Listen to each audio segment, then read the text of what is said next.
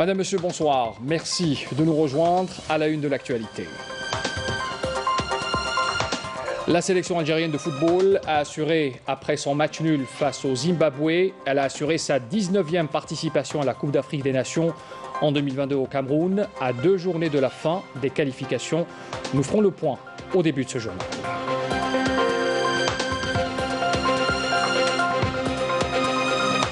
Le ministre des Affaires étrangères, Sabri Bourgadoum, a réitéré ce lundi l'engagement de l'Algérie aux côtés des Maliens en vue de mettre en œuvre l'accord de paix et de réconciliation au Mali, issu du processus d'Alger. C'était à l'ouverture de la 41e session ordinaire du Sénat tenue à Bamako.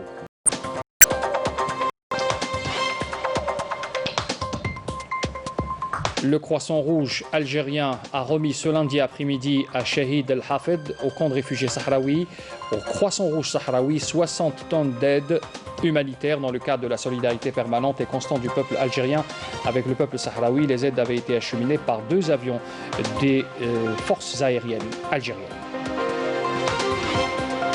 Depuis la violation par le Maroc de l'accord de cessez-le-feu et l'agression militaire contre les civils sahraouis dans la région d'El Galgarat, la situation au Sahara occidental reste des plus incertaines. Nous allons bien sûr écouter l'avis du docteur Mjahed, qui était l'invité du forum de la radio aujourd'hui. Et puis dans l'actualité nationale également, 19 individus soupçonnés d'être impliqués dans le déclenchement dans la nuit du 6 au 7 novembre courant des incendies au niveau des forêts de Gouraya, dans le but de déstabiliser le pays, ont été arrêtés par les services de la police judiciaire de Tipaza. Le procureur principal de la République auprès du tribunal de Chelchel l'a annoncé. Nous l'écouterons tout à l'heure. Voilà pour l'essentiel des titres que nous allons développer ce soir. Bienvenue à tous. La sélection algérienne de football a donc assuré, après son match nul face au Zimbabwe, elle a assuré sa 19e participation à la Coupe d'Afrique des Nations en 2022 au Cameroun. À 2 journées de la fin des qualifications, le sélectionneur national Djemal Belmadi atteint ainsi son premier objectif dans la route pour la défense du titre continental reconquis en 2019 en Égypte, ce qui va lui permettre notamment de préparer plus à l'aise les prochaines échéances. Pour revenir sur le match d'aujourd'hui, j'ai avec moi Sarah Derbal. Bonsoir. Bonsoir Zoher. Alors vous êtes journaliste à la rédaction sportive de Canal Algérie. Vous avez suivi le match d'aujourd'hui, comme j'imagine des milliers, si ce n'est des millions d'Algériens, avec cette joie de voir notre équipe se qualifier. On revient avec vous d'abord sur les moments clés de cette rencontre, Sarah. Très bien, donc comme le savent déjà la plupart des Algériens, le match des Verts s'est terminé sur un score de 2 buts partout. Un score, on va dire, logique et mérité pour les 2 équipes au vu de la physionomie du match. Donc la partie n'a pas été très facile pour les Verts. Même pour le camp adverse, donc même pour le Zimbabwe, déjà après un long voyage effectué. Donc revenons au match, les poulains de Djemal Belmadi ont ouvert le score après 34 minutes du coup d'envoi par Andy Delors. 4 minutes plus tard, Riyad Mahrez double la mise avec un très joli but et surtout un très beau contrôle. Il a réussi à dribbler toute la défense adverse et ajouter le second but au vert. Donc à 1 minute de la fin de la première période, le Zimbabwe a réussi à réduire la marque par un coup franc direct. Donc la première mi-temps s'est achevée sur un score de 2-1 en faveur des Verts. Pour ce qui est de la deuxième période, le coach Belmadi a effectué plusieurs changements, enfin 4 changements. À 8 minutes de la fin de la rencontre, la sélection du Zimbabwe a rajouté encore le deuxième but, donc a réduit la marque et a remis les pendules à l'heure. Et le match s'est terminé sur un score de 2-0. Lors de ce match, le coach national Djemal Belmadi a effectué 4 changements par rapport à l'autre match, au premier match, au match aller. Donc à noter le retour de Belamri et Guedjoura. Et il a aussi aligné Delors, le buteur, celui qui a inscrit le premier but de l'équipe nationale, et le retour de Benrahma qui a remplacé Brahimi. Donc voilà. Donc il essaye de mettre tout le monde dans le bain. Voilà, donc essayer un peu plusieurs configurations. Bien sûr, je rappellerai encore une fois que vous avez vu sur ces images des images bien sûr, qui ne sont pas de la rencontre d'aujourd'hui. Je rappelle bien sûr encore une fois cette rencontre dont nous n'avons pas les droits de diffusion pour justement des droits de diffusion que la télévision publique n'a pas obtenus. Alors on revient sur l'information du jour avec cette qualification. Et quelles sont les autres phases de qualification qui ont été jouées en parallèle? On imagine le dernier match qui a été joué il y a... Le Botswana et la Zambie, donc, qui vient de se terminer d'ailleurs. Donc le Botswana remporte cette rencontre sur un score d'1-0 et se classe à la 3e place du groupe H. Donc juste pour donner le classement, donc l'Algérie qualifiée à la phase finale de la CAN 2022 prévue au Cameroun, donc avec 10 points. À la première de son groupe. Tout à fait, avec 10 points. Le Zimbabwe en 2e position avec 5 points. Le Botswana après sa victoire face à la Zambie est à la 3e place avec 4 points. Et enfin, on termine la marche avec la Zambie avec seulement 3 points. Alors aujourd'hui, maintenant, on est un peu heureux de voir notre équipe encore qualifiée pour cette CAN du Cameroun. Quelles sont les prochaines échéances pour les Verts, Sarah ? Très bien, donc avant de parler des prochains matchs, on a juste oublié de dire que l'Algérie poursuit sa série de 22 matchs sans défaite. C'est important, très ça. Important, Oui. Déjà pour le moral des joueurs et pour le coach Djamel Belmadi. Pour ce qui est des prochaines rencontres, donc c'est une période de répit pour les joueurs de l'équipe nationale, donc ils pourront se concentrer sur leur club. Donc les 2 prochains matchs de l'Algérie face au Botswana et à la Zambie se joueront au mois de mars prochain. En attendant les éliminatoires de la prochaine Coupe du Monde, donc en juin 2021. 22 matchs sans défaite. C'est un score, bien sûr, très encourageant. On imagine que Djamel Belmadi vise carrément de battre le record de la Côte d'Ivoire, qui est à présent de l'Égypte aussi. Et de l'Égypte également. On leur souhaite encore une fois bonne chance et on est heureux, bien sûr, encore une fois, de voir notre équipe nationale qualifiée pour cette phase de qualification donc pour la Coupe continentale africaine au Cameroun. Merci, Sarah Derbal, journaliste à la rédaction sportive de Canal Algérie. Merci d'être revenu sur tous ces détails et cette rencontre qui s'est jouée aujourd'hui, je le rappelle, au Zimbabwe, à Harare, à 14h, heure algérienne. On revient sur l'actualité également au Mali. Le comité de suivi de l'accord de paix et de réconciliation au Mali issu du processus d'Alger a repris ce lundi ses travaux à Bamako sous la direction de son président, l'ambassadeur d'Algérie au Mali. Alors cette 41e session ordinaire à laquelle prennent part les parties signataires de l'accord ainsi que la médiation internationale est la première du genre depuis la mise en place du gouvernement de transition malien. Plusieurs observateurs ont affirmé que l'accord d'Alger était la base du règlement de la crise au Mali. En témoigne son respect par l'ensemble des parties signataires qui saluent le rôle de l'Algérie dans l'accompagnement du Mali. Le ministre des Affaires étrangères est d'ailleurs intervenu à l'ouverture de ces travaux. On voit cela en détail avec Naïma Chakchak. Cette 41e session ordinaire du CSA, le comité de suivi de l'accord de paix et de réconciliation au Mali, issu du processus d'Alger, s'est tenue dans un contexte particulier, celui de l'instauration au Mali d'un nouveau gouvernement de transition chargé d'une nouvelle destinée pour le pays. À ce titre, et dans une allocution qu'il a adressée à cette session du CSA, le ministre des Affaires étrangères, Sabri Bouradoum, a mis en évidence l'importance de l'événement. Je suis heureux de pouvoir m'adresser à cette 41e session du CSA avec l'engagement renouvelé de faire avancer la cause de la paix et de la réconciliation au Mali, ce pays voisin et frère auquel l'Algérie est liée par une si dense histoire. Je salue la présence du Premier ministre Mokhtar Ouane et des membres de son gouvernement, présence qui dénote une fois de plus la volonté des autorités de la transition de redynamiser la mise en œuvre de l'accord de paix et la réconciliation du Mali issu du processus d'Alger. Un objectif que vous vous êtes fixé pour cette session. Je salue l'engagement continu de nos frères des mouvements signataires dans le processus de paix, comme en témoigne l'attitude constructive qu'ils ont observée tout au long de cette crise sociopolitique traversée par le pays au cours de ces derniers mois. Dans la perspective de la paix et donc aussi de la résolution définitive de la question nord-malienne, Sabri Bouradoum a mis en exergue l'espoir qui motive l'Algérie dans le sillage de l'incontournable accord d'Alger de juin 2015. C'est encore cet espoir qui nous réunit de nouveau, avec l'objectif de donner une nouvelle impulsion à la mise en œuvre de l'accord au moment où s'ouvre au Mali une courte période de transition devant préparer les conditions propices à la reprise du processus démocratique dans le pays. Cette nouvelle étape de la vie de la nation malienne, que nous souhaitons tous apaiser et féconde, s'annonce à notre satisfaction sous de bons auspices pour la suite du processus de paix. En effet, l'engagement des parties prenantes à la mise en œuvre de l'accord s'est poursuivi et s'est même renforcé davantage depuis le 18 août 2020.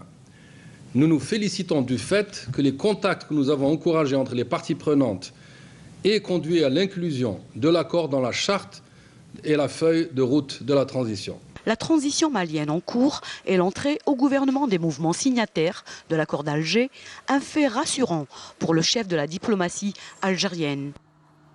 Nous pensons que le contexte actuel offre une excellente opportunité pour que la partie malienne se projette sur les étapes restantes de la mise en œuvre de l'accord à travers l'élaboration d'une nouvelle feuille de route adaptée aux objectifs et au calendrier de la transition. Des défis de haute importance dictant la nécessité d'une vraie paix et sécurité définitive au Mali et plus généralement au Sahel était l'un des points cardinaux évoqués par le chef de la diplomatie algérienne dans son message à cette 41e session ordinaire du CSA. Le Croissant Rouge algérien a remis ce lundi après-midi à Shahid El-Hafed, au camp de réfugiés sahraouis, au Croissant Rouge sahraoui, 60 tonnes d'aide humanitaire transportées par 2 avions de nos forces armées aériennes dans le cadre, bien sûr, de la solidarité permanente et constante du peuple algérien avec le peuple sahraoui. Yamina Saïji. 2 avions militaires des forces aériennes algériennes ont atterri plus tôt dans la journée à l'aéroport commandant Faraj de Tindouf. À bord, 60 tonnes d'aide humanitaire constituées de denrées alimentaires et de produits désinfectants en provenance du Croissant Rouge algérien. Ces aides rentrent dans le cadre de la solidarité permanente et constante du peuple algérien avec le peuple sahraoui.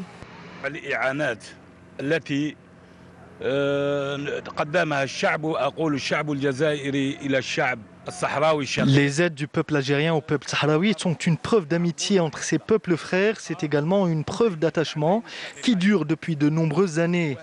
Nous remercions l'armée nationale populaire pour tous leurs efforts et leur dévouement pour le transport de ces aides humanitaires en provenance du Croissant Rouge algérien au profit des différents peuples.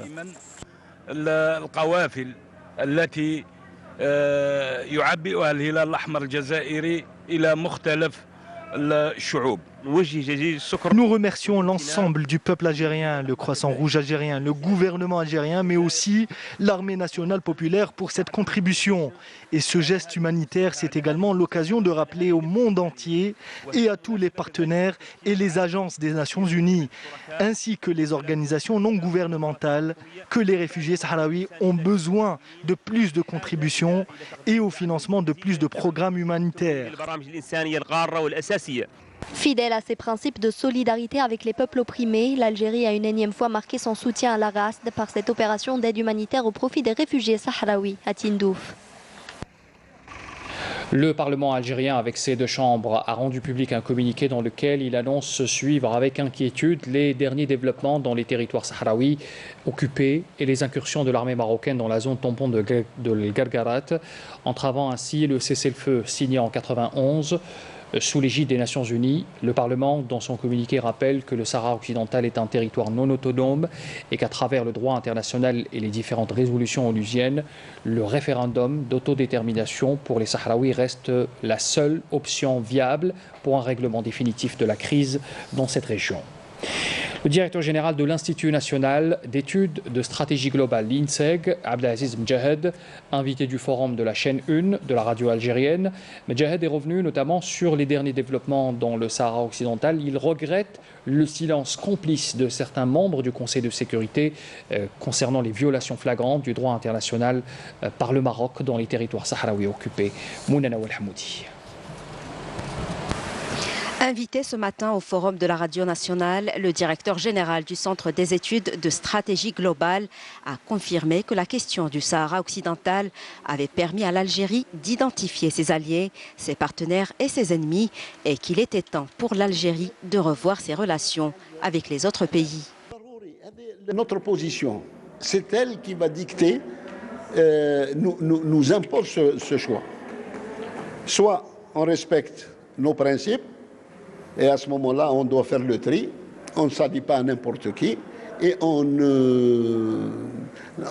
n'établit pas de relation avec n'importe qui. Il y a des gens qui méritent d'être proches de l'Algérie, d'être partenaires de l'Algérie, et d'autres qui ne le méritent pas. Le directeur général de l'INSG a fustigé la réaction de certains pays occidentaux, notamment la France, face à l'agression militaire marocaine contre des civils sahraouis sans défense dans la région d'Al-Gargarat.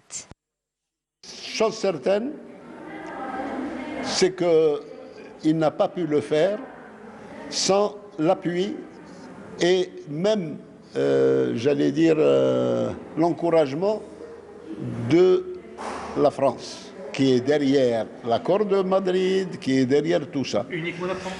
Pourquoi est-ce qu'elle a réagi?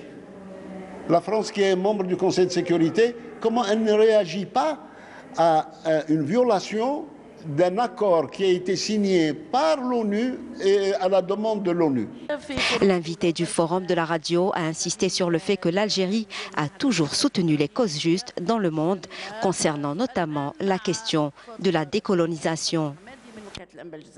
Puis également cette réaction du secrétaire général du ministère de la Défense et dirigeant au sein du Front Polisario, Sidi Oukel, a mis en garde contre tout dépassement dans la région d'Al-Gargarat par mer, air ou terre également, étant une zone de guerre ouverte, soulignant que les conditions d'un apaisement commencent par le respect de la légalité internationale tout en se conformant à ces décisions, ainsi que par le respect des accords conclus entre le Front Polisario et le Maroc. Le dirigeant sahraoui qui a évoqué également dans une déclaration rapportée par plusieurs médias la situation actuelle dans la région d'Al-Gargarat et la guerre imposée par l'occupation marocaine sur son pays suite à l'agression perpétrée à l'encontre des enfants du peuple sahraoui pacifique dans la région, qui a fait prévaloir le droit à son pays de se défendre et à défendre ses citoyens. On fait un point de situation sur la situation qui prévaut au niveau du Sahara occidental avec Nakhla Larbi. Plus que confuse, la situation à Al-Gargarat fait craindre le pire, cela même si le Maroc tente de semer la confusion quant à la gravité des événements qui secouent la région après le désengagement par le Front Polisario de l'accord de cessez-le-feu. Le Maroc, qui vient de se raviser à travers l'annulation par son agence de presse officielle, sitôt après sa publication de la dépêche confirmant les tirs de l'armée populaire de libération sahraoui contre des positions marocaines à Al-Gargarat. Les réactions internationales en solidarité avec le peuple sahraoui ne se sont pas fait attendre. En Espagne, au Venezuela comme en Nouvelle-Zélande, où des manifestants ont bloqué aujourd'hui un dépôt de fertilisants en signe de solidarité avec la RASD. Les deux entreprises ciblées achetant du phosphate sahraoui sont accusées d'avoir du sang sur les mains. L'organisation américaine Global Grace Initiative a pour sa part déclaré avoir pris acte avec grand regret de la violation par le Maroc de l'accord de cessez-le-feu signé entre les deux parties au conflit, le Maroc et le Front Polisario en 1991. Pour l'Alliance internationale de réconciliation basée aux Pays-Bas, les développements actuels représentent une menace claire d'éclatement d'une nouvelle guerre. Depuis vendredi, la ville d'Al Ayoun est envahie par les forces d'occupation marocaines qui ont investi les quartiers de la ville à la recherche des jeunes de l'Intifada et opéré une série d'arrestations et d'enlèvements. Ahmed Habdi Mohamed Fadel Al-Karkar, un jeune sahraoui âgé de 19 ans, a été enlevé avant-hier et soumis à diverses formes de torture. Incapable de parler ni de bouger, ce jeune homme serait actuellement en observation dans une pièce gardée de l'hôpital Ben Hidi d'Al Ayoun. Alors que la tension est à son paroxysme dans la région d'El Gargarat, des milliers de jeunes sahraouis ont afflué directement vers les régions militaires et d'autres aux centres et écoles militaires sahraouis pour exprimer leur volonté de rejoindre le front. Les régions militaires sahraouis ont toutes salué cet élan des citoyens et des jeunes sahraouis. La diaspora sahraoui à travers le monde, que ce soit en Europe, en Asie, en Afrique ou en Amérique latine, a elle aussi affiché le même désir, celui de rallier les rangs, voire de rejoindre la lutte armée. Le ministre sahraoui de la Défense, Ahmed Youssef, a déclaré que les populations sahraouis dans les territoires occupés sont aujourd'hui une épine en travers de la gorge de l'agresseur marocain. Cet élan reflète selon lui l'unité du peuple sahraoui déterminé à poursuivre le processus de libération et surtout là de la longue attente et des tergiversations des Nations Unies. Notez également cette réaction d'Obi Bouchraya Bachir, représentant du Front Polisario à l'Europe et à l'Union européenne. Il indique que pour la partie sahraoui, la guerre n'est plus une option, mais une réaction logique et légitime pour le peuple sahraoui face aux agressions marocaines. On l'écoute dans cet extrait de l'émission Question d'actu. Aujourd'hui, c'est la logique de la guerre qui s'impose Et pour nous, le cessez-le-feu fait partie de l'histoire. La condition est très claire, que le Conseil de sécurité prenne sa responsabilité, mais aussi décide d'un calendrier très clair, très précis pour organiser le référendum d'autodétermination. Voilà, mais je crois que pour le moment, pas question de revenir à la situation d'avant le 13 novembre 2020. Mais en tout cas, nous, on mènera notre lutte comme l'avons fait au long des années 70, 80 et 90, dans un cadre juridique qui est très clair, qui stipule la légitimité de la lutte même armée du peuple du Sahara occidental, le Front Polisario, son statut comme représentant unique et légitime du peuple du Sahara occidental, et la présence du Maroc comme une puissance occupante militaire. Question d'actu consacrée à la situation au Sahara occidental est à suivre ce soir, juste après le journal de 20h. Dans l'actualité également, le dialogue politique libyen en cours depuis lundi sous l'égide de l'ONU afin de désigner un exécutif unifié et tenter de sortir la Libye d'une décennie de conflit s'est achevé hier sans accord sur les noms des dirigeants du futur exécutif, c'est ce qu'indique l'ONU. Nous avons convenu de nous retrouver dans une semaine pour une rencontre virtuelle afin de se mettre d'accord sur le mécanisme de sélection pour la future autorité, avait indiqué encore à la presse l'émissaire de l'ONU pour la Libye, Stephanie Williams. L'ONU a annoncé vendredi des élections pour fin décembre 2021. Revenons vers l'actualité du pays. Le Premier ministre Abdelaziz Jarrad a présenté ce lundi ses sincères condoléances à la famille de l'épidémiologiste à l'université de Sétif, professeur Zoubida Zaidi, décédé des suites de la Covid-19. Nous venons de perdre l'une des plus brillantes épidémiologistes à l'échelle nationale et internationale, la professeure à l'université de Sétif, Zoubida Zaidi, des suites de cette maladie, avait écrit le Premier ministre sur son compte Twitter. Le bilan justement de la Covid-19, 910 nouveaux cas confirmés de coronavirus, 455 guérisons et 14 décès ont été enregistrés durant ces dernières 24 heures. On écoute à ce propos le porte-parole du comité scientifique de suivi de l'évolution de la pandémie du coronavirus, le docteur Jamel Fourar. Les principaux indicateurs enregistrés au cours des 24 dernières heures sont les suivants. 910 nouveaux cas, 427 nouvelles hospitalisations, 455 patients guéris, 50 patients en soins intensifs et 14 décès. Avec la notification de 910 cas au cours des 24 dernières heures, l'incidence au cours de 24 dernières heures est de 2,1 cas pour 100 000 habitants, sachant que 12 wilayas n'ont pas déclaré de cas au cours des 24 dernières heures, 18 wilayas ont déclaré entre 1 et 9 cas et 18 wilayas ont déclaré 10 cas et plus. Pour ce qui est des nouveaux décès enregistrés au cours des 24 dernières heures, nous avons encore malheureusement enregistré 14 nouveaux décès, rahimahullah. Pour ce qui est des nouvelles hospitalisations durant les 24 dernières heures, nous avons 427 nouveaux patients. Pour ce qui est des patients guéris à ce jour, leur nombre est de 45 088 patients guéris, dont 455 au cours des 24 dernières heures.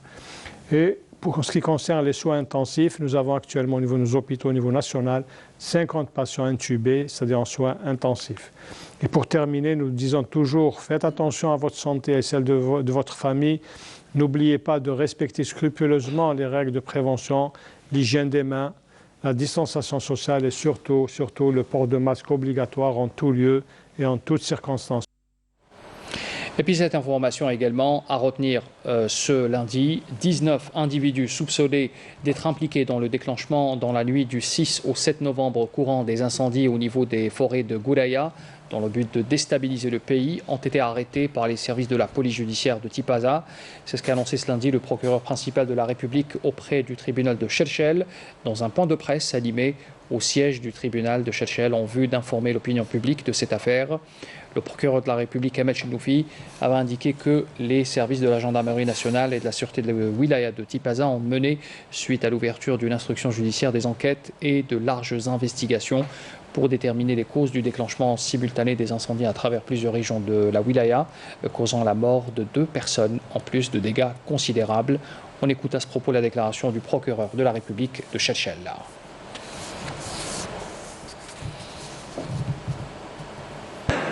نتائج التحقيق الأولي بيّنت أن الحرائق حرق الغابات تم بطريقة عمدية من طرف أشخاص الذين تم من خلال التحقيقات بكشف هويتهم بعد معرفة أن الأسباب هي أسباب عمدية.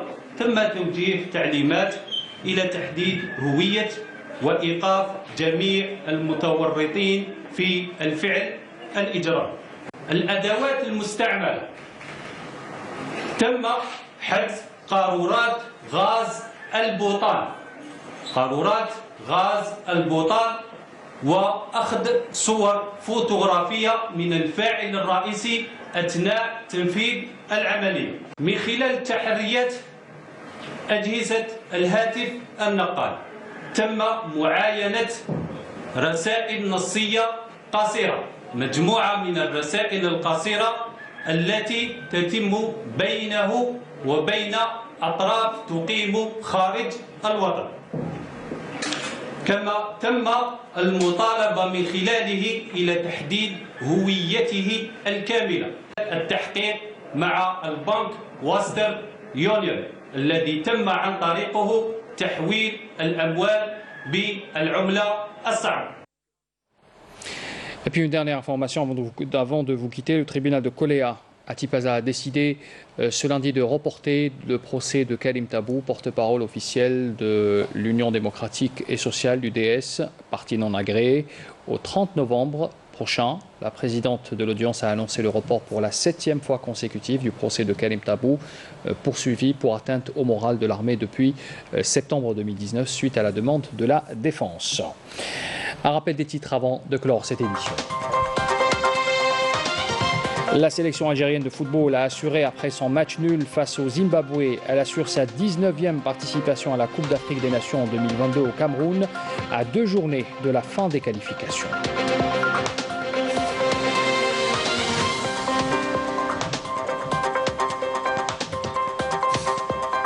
Le ministre des Affaires étrangères Sabri Boukhadoum réitère ce lundi l'engagement de l'Algérie aux côtés des Maliens en vue de mettre en œuvre l'accord de paix et de réconciliation au Mali, issu du processus d'Alger à l'ouverture de la 41e session ordinaire du CSA tenue à Bamako.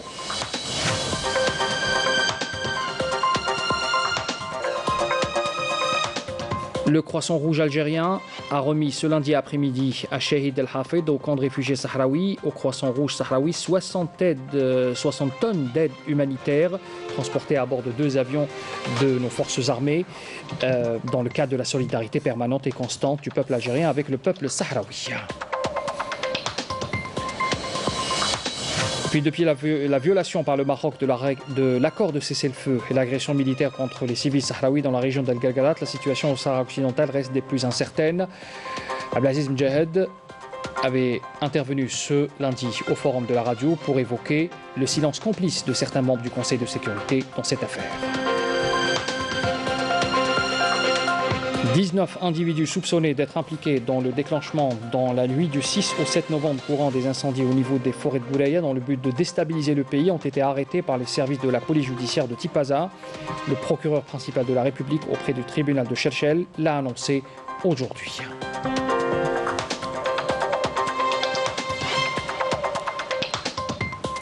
Fin de ce journal, merci d'avoir suivi. Et je vous souhaite une excellente soirée. Pour l'information, retrouvez Amina Zahouf demain à midi. Je vous donne rendez-vous à 19h.